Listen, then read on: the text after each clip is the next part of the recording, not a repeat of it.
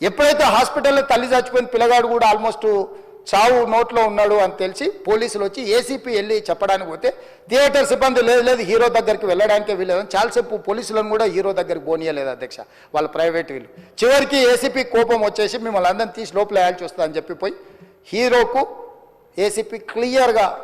ఇద్దరు చనిపోయినరు, మీరు ఇక్కడ కూర్చుంటే థియేటర్లోనగా థియేటర్ బయట ఉన్న వేలాది మంది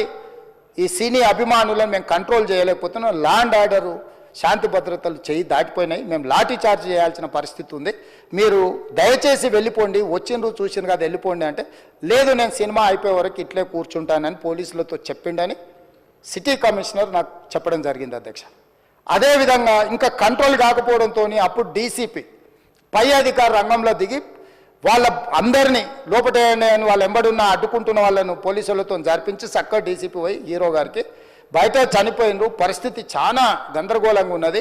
మీరు ఇక్కడ నుంచి కదలాల్సిందే లేకపోతే మిమ్మల్ని పోలీస్ స్టేషన్కు తీసుకెళ్లాల్సిన పరిస్థితి వస్తుంది,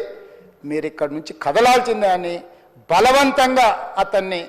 సినిమా మధ్యలో 12 గంటల సమయంలో రాత్రి 12 గంటల సమయం అట్టిట్టుగా ఆ సమయంలో అతను తీసుకొచ్చి బండెక్కిస్తే మళ్ళీ అతను రూఫ్ టాప్ ఓపెన్ చేసి మళ్ళీ చేతులు ఊపుకుంటూ రోడ్ షో చేసుకుంటూ అంటే తల్లి చనిపోయి పిల్లగాడు చావు బతుకుల మధ్యలో ఉన్నాడు మీరు వెళ్ళండి అని వెనక్కి పంపిస్తే కూడా మళ్ళీ కారులో రూఫ్ టాప్ ఓపెన్ చేసి చేతులు ఊపుకుంటా అభిమానులను సంతోషపెట్టుకుంటా రోడ్ షో చేసుకుంటా అతను వెళ్ళిపోయింది అధ్యక్ష.